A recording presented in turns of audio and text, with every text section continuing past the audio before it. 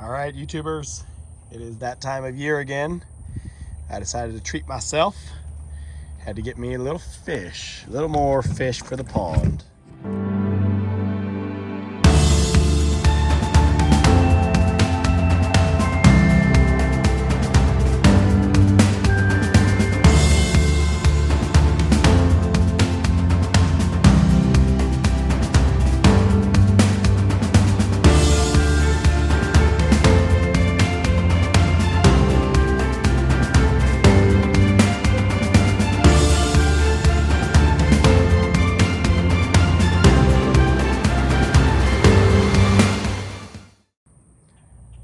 So, yeah, I don't know. Not a whole lot to this. We're doing a little bit of additional stocking.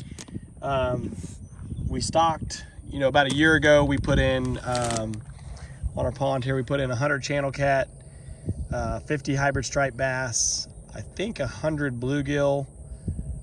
They were smaller, and then we put in something like 5 pounds of minnows. And so I wanted to actually add some more channel cat because they say the channel cat don't reproduce in a pond, which every farm pond I ever fished growing up had, big and small channel cat in it, so I'm pretty sure they're reproducing.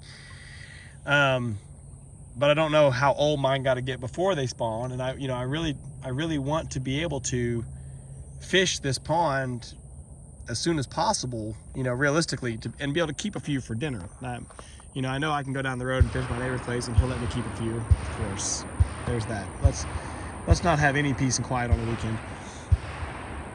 I'm actually looking, it's kind of funny just sitting here making this video. I'm looking and I'm seeing quite a bit of fish hit the surface, which makes me excited. So anyway, I stopped in at the fishery this morning. I wanted to get more channel cat, but they did not have any. And so what we've got for today is just more minnows. We bought 5 pounds of minnows. Oh, I can really pull them out of here. But yeah, two different bags with the minnows in here. Got a couple of albinos. That's kind of fun. I thought it was a dead one at first. I saw it floating. It didn't have no color. And then what I got that I'm most excited about this year is bluegill. So we stocked bluegill last year, but we got these this year. These are they call them jumbos, and they're 6 to 8 inches long, and just about almost the size of your palm of your hand. So they're still not eating size, but they're as big as the bluegill that I stocked last year, assuming they've grown at the right rate. These bluegill are basically that size. Oh my God, the guns, man. It never stops. They were asking me at the fishery, I asked them, I was kind of asking for their suggestion what we should do, and they asked if I was seeing much. It's kind of funny, they asked if I saw, fish activity along the shore, and I said, well, last summer I did, but I haven't really noticed it this spring so much. And they were asking about algae, and I said, no, we don't have that much algae. And now I'm looking, look at all this freaking algae. I almost was gonna buy some tilapia. They had Mozambiques. Mozambiques are totally, allowed. You can, at least on this side of Texas. That's what I asked her. I said, I thought the state, regulated it more. And she said, well, for East Texas, they've pretty much accepted that, they're in the water. And they're gonna get in the water, and they've kind of naturalized. So they're not as worried about them. They stock them in farm ponds, and they know it's gonna happen. I'm trying to put this somewhere it's not gonna blow away, which I don't really even need to acclimate them. But anyway, she said that's more of a West Texas concern now because they've got some protected streams and some protected water species grasses that that's what they're watching out for now. So she said around East Texas and Central Texas, they don't really worry too much about it. Okay, so because our bluegill is our big grand poobahs, let's dump them first. Come here. We had like I said, we got these from a fishery. I think it's called the Bait Barn. It's in Bryan or College Station.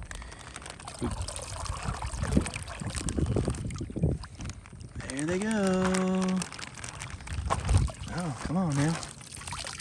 Everybody out. Oh, they're kind of lethargic, huh?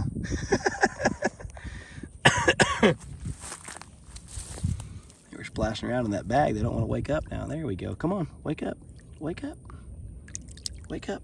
Off you go. Off you go. I don't like that. Come on. They're alive. They're still kicking. It's like they just don't realize that they don't realize they can go. Come on. Wake up. Yep, there you go. Come on, let's show some life here. And last year when I dumped them in, I'm really surprised how just like, I mean, I guess hell, they don't know where to go, what to do. I don't see any of them. None of them are dead. They're all just sitting here. I think they're just kind of stunned still. Yeah, you're still gulping. There we go. Come on. We'll see as we dump out the minnows if the bluegill will kind of disappear. I can still see a couple of them. All right, the minnows are easy. Minnows aren't that exciting.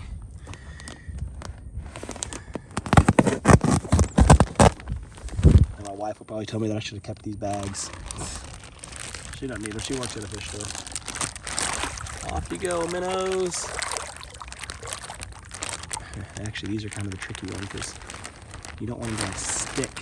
Well, see, they double bagged it and now they're, uh-oh, this is awkward. Now I've got one bag stuck inside the other bag. Out you go, minnows. I guess I should maybe untie the top of the bag, huh? We'll get them all out of there. Work it around. Well, a few more in that bottom corner. There we go. Look at that. None left. Got them all out. Now there's a couple still in this bag. Trying to figure out where the hole's even at. Of course, I cut the hole like in the most arbitrary, like not in a corner, not any way that makes any sense. Just a random hole in the bag inside. There. Let me get you out. Everybody out. Oh, that probably made you all terribly dizzy. None left. All right, here's a couple floaters in there. Yeah, I don't think he's gonna make it. Catfish food. Go on now. And here's the thing, it seems kind of silly almost, you know, to stock more after a year, because I know, assuming that what I put in last spring has, you know, survived, some have survived and reproduced, which I believe they have, no problem. So this is kind of, honestly, this is just me treating myself because I wanted, basically we drove over to Bryan or College Station, whichever one you want to call it. We drove over there today to get goat feed. And I was like, you know what, whilst we're here, I'm gonna get me some fish. It was just my little, like I said, treating myself. So I was determined to buy some fish. And then when they didn't have the catfish that I wanted, it was like, well, gotta get something. I already said I was gonna get something. There's a bluegill still swimming around. What I really wanted was some dang gypsum. When I did, I talked to them in the store, in the fishery, about, that was way easier. That one poured out way better than the first one. I talked to them about that, and she did recommend a couple places that she thought I might be able to get it. Actually, she said, why don't you get it from Producers Co-op, which is where I was just at. I didn't suspect they would have it, but she said she thought they did because they do some pond management stuff. But she gave me a phone number for a lake management guy. Look at that, he's a fat one. There's a couple, look. Oh, where'd he go? Look at that, he's good size. So I gotta call that guy and ask, because I've been shopping around for gypsum, trying to find gypsum, and can't seem to find it, like readily available. It's all gotta be ordered from somebody, from a distributor. All right, well, that's it. That's probably a really long, boring video. Come on, really? I'm gonna swim up against the shore and gonna strand himself. Anyway, that's fun. So a couple little floaters, they're catfish food. There's a couple bluegills still sitting here, look. There's one right here. That's the last one. A couple of minnows. I feel there's a ton of minnows under here. You feel them? They're all just staying right there. Oh, there's a bluegill. Oh, there's a good one. Yeah, go on, buddy. It's kind of funny that they just stay. You'd think they would just swim away just to go somewhere, get away. So yeah, that's done. And yeah, I got to get this water cleared up and I know, you know, again, I've mentioned this before, the dirt, I've got to get more vegetation, get things stabilized, but it really, like, it just makes my day to get up in the morning, I'm have my coffee and just to see some fish hit randomly on the pond. That's what I want. I love that. Love it, love it, love it. All right, well, that's it for 2022 pond stocking. I don't know if I'll put anything else in, but they're in now. So more minnows, those would be good feeder fish. And like I said, I wanted to put in those bigger bluegill just so I can tell myself, like, there are bluegill in here that are big enough. There goes some minnows, kind of, see them? Look at him cruising the surface. Wouldn't it be so cool to see a bass come up and hit him right now? Bam. Anyway, they're in here now, so I think I am gonna try. You know, I told her that my water was kind of muddy, and I said, I almost feel like I'm wasting my time to throw out any sort of, you know, bluegill lure, like a spinner bait or anything, because I'm just not even gonna see it with the water being this cloudy. But yeah, she's like, well, they ought to be in there, and there's no reason, there's nowhere for them to have gone. They should be there.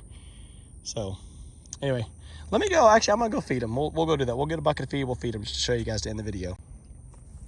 So I'm still feeding by hand, but I just threw out, got this little like 1 gallon bucket, and I just threw out about half of that. I'm starting to get more generous and feed them more. I fed them pretty heavy just last night, so we'll see. It might be a little slow to come up and spawn today, but they're usually pretty opportunist to come and get it right away.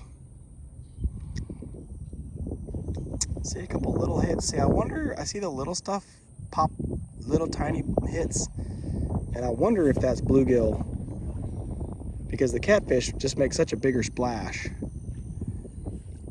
But you see these little blips up here close to the shoreline. It just seems like it's such a small fish, like almost like it's a little minnow or something that's, you know, trying to take the food but can't. The catfish always start out there further, and then they'll start to move in closer as they have to get the food off the bank here. Here comes the turtle. The old turtles come cruising across.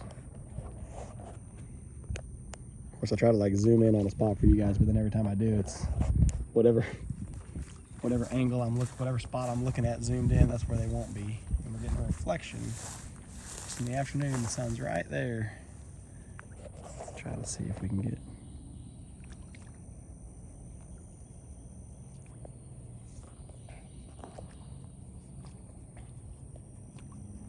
Yeah, see those bigger splashes out there is definitely the catfish. Of course, the catfish, you know, they'll come up quick at first, and then they'll get a little more comfortable.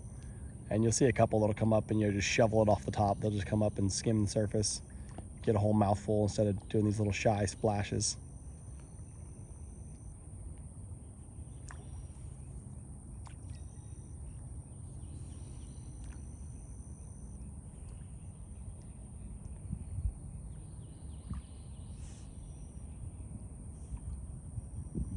Yeah. Anyway, that's all there is to it. See, stuff's hitting out here, which that always amuses me, because that's not where the food's at. So whatever's hitting out there is, you know, something different. So yeah, hopefully I'll have to try to fish out here one evening and see if I can't catch, and if I do get a couple, I have to make a little update anyway and just show you the catfish that I do catch, and maybe I get lucky and catch a little bluegill or something. So anything we stocked is the bluegill, the hybrid striped bass, the catfish, and the minnows. So if I catch a, you know, sand cat or whatever, I don't know what they call them, mud cat or sand cat, but if I catch one of those, or if I catch any crappie, you know, those came with the birds, or bass, even just regular old largemouth or smallmouth, those came with the birds. So we'll have to see. I'll have to do some fishing and make a little video and let y'all know what we come up with.